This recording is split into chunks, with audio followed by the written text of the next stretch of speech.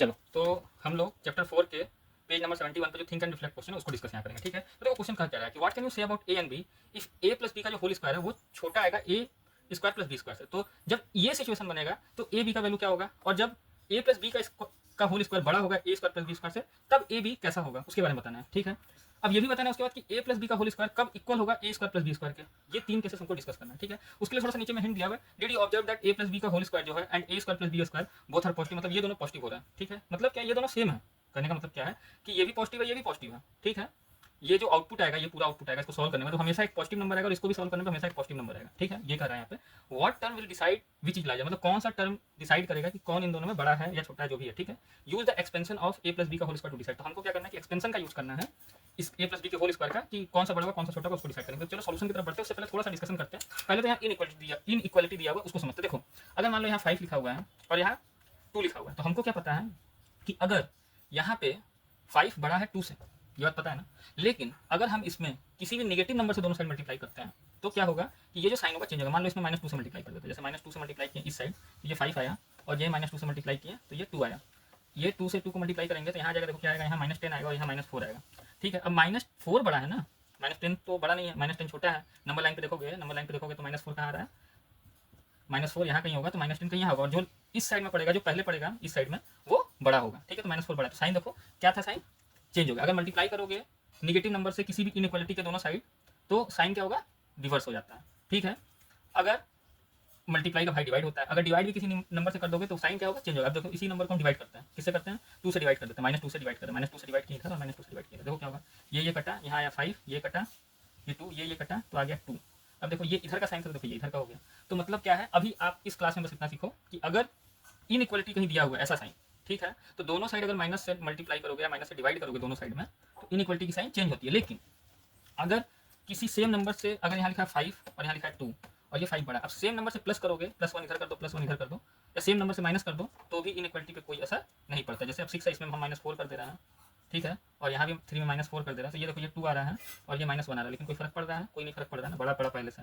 तो आप प्लस भी कर सकते हो दोनों साइड, माइनस भी कर सकते हो, इससे इसमें कोई फर्क नहीं पड़ता। तो बस ये 4 चीज़ अभी आप लोग जान, इससे ज़्यादा आपको जाननी पड़ती है और इससे हमारा पूरा क्वेश्चन सॉल्व हो जाएगा, ठीक है। तो देखो क्वेश्चन में तो बोला एक्सपेंड करना है, तो हम क्या करते हैं, हम बस शुरू करते हैं सॉल्यूशन 1 का, ठीक है। जैसे हाँ, सॉल्यूशन शुरू करने से पहले एक चीज़ और हम लोग डिस्कस कर लेते हैं कि देखो अगर हम ए प्लस बी का होल स्क्वायर लिखते हैं, ए प्लस बी का होल स्क्वायर लिखेंगे तो वो आता है A square plus 2ab plus B square के बराबर आता है ना, ये इसके बराबर आता है। इस पूरे की जगह हम क्या लिख सकते हैं, A square plus 2ab plus B square, और यहाँ देखो एक साइन लगा इस तरीके का, ठीक है। तो पहले बात तो ये समझो कि अगर हम ऐसे देखें मोटा मोटी, ठीक है, ऐसे नॉर्मल देखें, अभी हम नॉर्मल इसको देखें तो ये साइन नहीं लगाते, ठीक है। हम बस ये करेंगे क्या कि हम ऐसे नॉर्मली इसको और इसको कंपेयर करते हैं, इक्वल टू का साइन लगाएंगे। देखो कभी इक्वल तो होगा नहीं, एक केस में इक्वल हो सकता है, लेकिन अभी तो नॉर्मल दिख रहा है कि इधर टर्म है ज़्यादा और इधर टर्म है कम।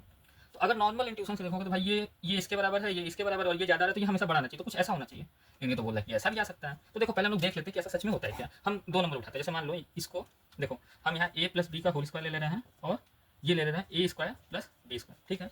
अगर हम मान लो ए को 2 मान ले रहे हैं और बी को -3 मान ले रहा है, ठीक है, बी को -3 माना है, तो हम देखो ए की जगह 2 रख दिए और बी की जगह -3 रख दिए और इसका स्क्वायर कर दिया।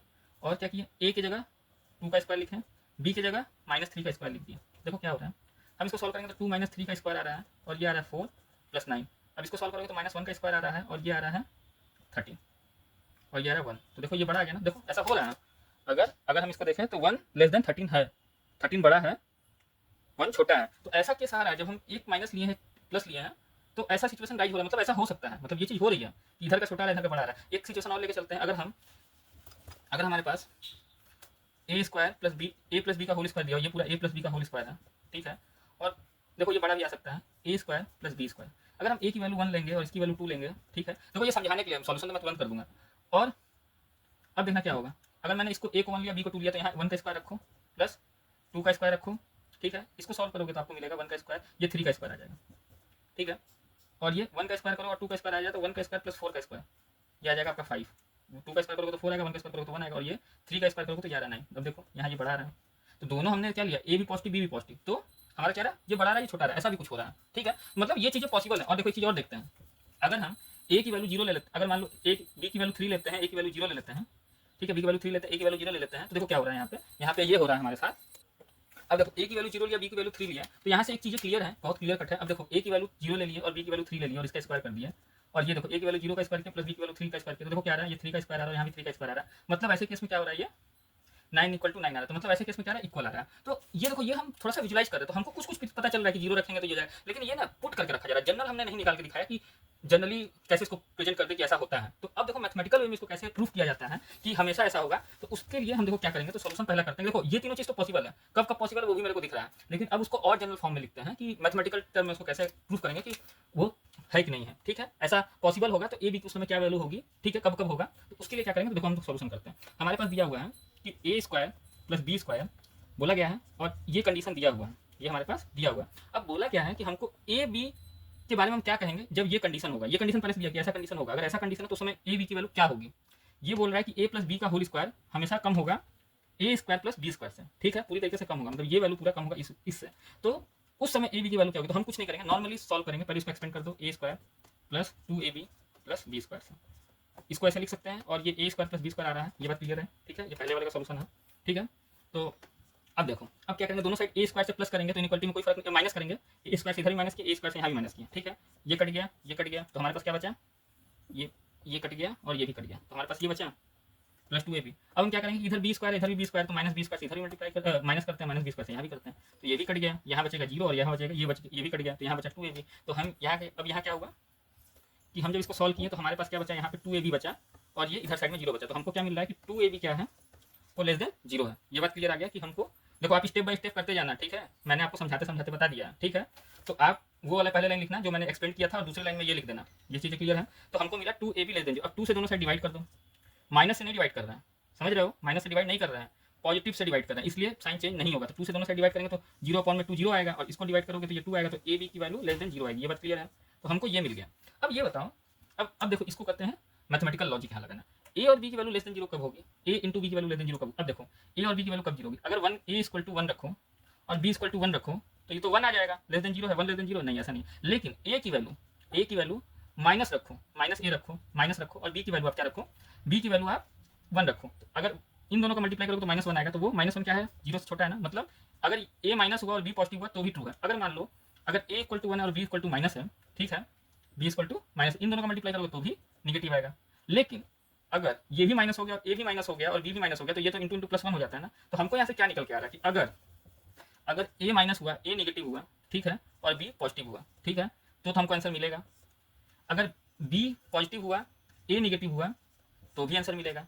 अब मान लो कि ए निगेटिव हो गया और बी भी निगेटिव हो गया, तो हमको नहीं मिलेगा। अगर ए पॉजिटिव हो गया और ए जो है, ए पॉजिटिव हो गया और बी ये पॉजिटिव है और निगेटिव को मैं ऐसे लिखा, और बी और ये भी पॉजिटिव हो गया, तो पॉजिटिव इंटू पॉजिटिव तुमको पॉजिटिव मिलेगा। तो अगर पॉजिटिव करोगे तो ये तो बड़ा आ जाएगा ना, तो वो तो 0 से कम नहीं होगा, तो हमसे इससे आंसर नहीं मिलेगा। माइनस इंटू माइनस करोगे तो वो भी पॉजिटिव हो जाएगा, इससे भी आंसर नहीं मिलेगा, तो हमको इससे आंसर मिल जाएगा। इसका मतलब क्या है कि अगर ए और बी का जो निगेटिव साइन होगा, अगर ए और बी की साइन जो होगा, साइन मतलब ए का जो साइन होगा और बी का साइन जो होगा वो अपोजिट होगा। देखो यहाँ माइनस है, यहाँ प्लस है, और यहाँ प्लस है और यहाँ माइनस है। अगर ये दोनों अपोजिट साइन के हुए तो क्या होगा, ये आंसर ट्रू है। तो यहाँ से हमको ये पता चलता है कि ए बी के बारे में क्या कर सकते हो। देन फ्रॉम द अबव, इससे क्या पता चल रहा है, from equation 1 it is clear that A and B have opposite sign. ये बात क्लियर है, ए और बी का जो साइन होगा वो क्या होगा, अपोजिट होगा। यहाँ क्लियर होगा कैसे हुआ, ये चीजें समझ में आएगा। अब ठीक उसी तरीके से क्या करेंगे, हम दूसरे वाले को सॉल्व करेंगे, ठीक है। तो अब देखो दूसरे का सोल्यूशन निकालते हैं, बहुत आसानी से निकल जाएगा, बिल्कुल आसान है। देखो कुछ नहीं करना है, सोल्यूशन 2 है, आपको लिखा हुआ ए प्लस बी का whole square greater than A square plus B square लिखा हुआ है, तो यहाँ इसको लिख दो A square plus 2ab plus B square. अब देखो मैंने पिछले वाले लेसन में सिखा दिया ना कि इसको ऐसे हम काट दे रहे हैं, ऐसे सीधे सीधे, ठीक है। तो हमको क्या आ गया, 2ab ग्रेटर देन 0, दोनों साइड 2 से डिवाइड करोगे तो ab ग्रेटर देन 0, ये चीज़ें क्लियर है। अब ab ग्रेटर देन 0 कब आएगा, ठीक है। अब हमने यहाँ लिखा हुआ था कि अगर a पॉजिटिव होगा और b पॉजिटिव होगा, तो पॉजिटिव इंटू पॉजिटिव करोगे तो पॉजिटिव आएगा, और a निगेटिव होगा, और देखो a इक्वल टू निगेटिव रखो और b इक्वल टू निगेटिव रखो, निगेटिव इंटू निगेटिव करोगे तो भी ये पॉजिटिव आ जाएगा। अगर ए निगेटिव है और बी पॉजिटिव है तो ये तो निगेटिव आएगा, और अगर ए निगेटिव है, अगर ए पॉजिटिव है और बी हमारा क्या है, निगेटिव है, तो भी ये निगेटिव आ जाएगा। तो ए भी हमको तो बड़ा चाहिए ना, तो जब भी ए बी की वैल्यू हमको क्या हुई, ए बी की वैल्यू अगर हमको जब भी बड़ी चाहिए, 0 से बड़ी चाहिए, तो वो दोनों सेम साइन होना चाहिए। तो यहाँ से हमको पता चलेगा फ्रॉम, इसको कुछ भी नाम दे सकते हो, from A it is clear that A and B have same sign.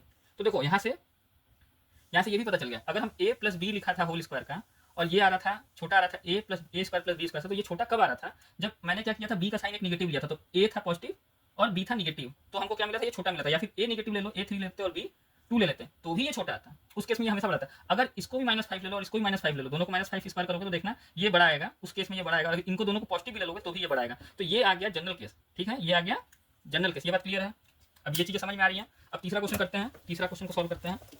तो हमारा जो साइन होगा वो क्या हो जाएगा, जो साइन होना चाहिए वो सेम साइन होना चाहिए ए बी का।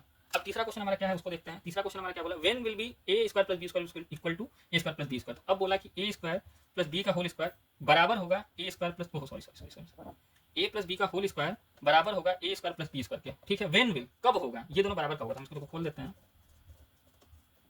देखो आपके बुक के तरीके से लिखना है, हमको आदत है उस तरीके से लिखने की, ठीक है। तो ये A square plus B square दोनों सही है, किसी तरह लिख सकते हो, पहले भी ये कब कुछ भी लिखो। अब क्या करोगे कि ये दोनों बराबर कब हो जाएगा, अब बराबर कब होगा, बराबर जब होगा कब, जब इसको काट दोगे आप, मतलब दोनों साइड -a -b से करोगे, इधर -a करो, इधर -a करो, ये कट जाएगा, ये भी कट जाएगा, -b इधर करो, -b कट जाएगा, तो 2ab इक्वल टू 0 आएगा। इसको इधर लेके जाओगे, इसको इधर लेके जाओगे, तो एक बात देखो, यहाँ से इसको 2 से डिवाइड इधर करो, 2 से डिवाइड इधर करो, तो ab इक्वल टू 0 आ गया। ये बात क्लियर है। अब देखो यहाँ बड़ा अच्छा चीज़ सिखाने जा रहा है, बहुत अच्छी चीज़। यहाँ पे से देखो 2-3 चीज़ें निकल गई। अगर a की वैल्यू आप 0 रख दो, a की वैल्यू 0 रख दो तो ये तो पूरा 0 आ जाएगा ना, ये बात क्लियर है। अगर b की वैल्यू 0 रखोगे, b की वैल्यू 0 रखोगे या b इक्वल टू 0 रखोगे, अगर a भी 0 रखो, a की वैल्यू 0 रखो या b की वैल्यू 0 रखो, तो भी 0 के बराबर आएगा।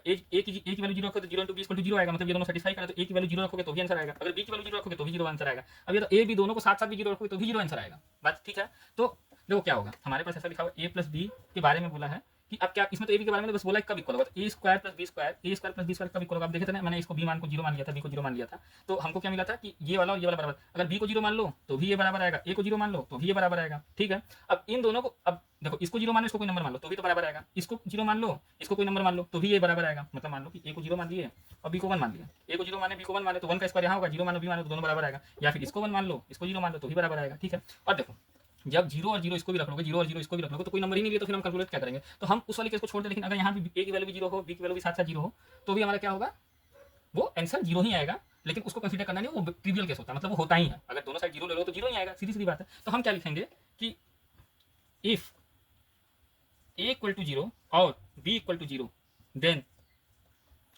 ठीक है, नहीं तो ऐसे लिख दो, आइदर a इक्वल टू 0 और b equal to 0 then a plus B का होल स्क्वायर जो होगा वो इक्वल टू होगा a square plus B square. ये बात क्लियर है। या तो a को 0 रख दो या b को 0 रख दो, ठीक है। इन दोनों में से किसी भी एक वैल्यू को 0 रखोगे तो ये दोनों बराबर आएंगे, तो ठीक है। तो ये चीज नीचे समझाया गया है, तो इसमें कुछ तो करना नहीं था। तो ये तीनों क्वेश्चन आपका सॉल्व हो गया, ठीक है। ये सॉल्यूशन आपका।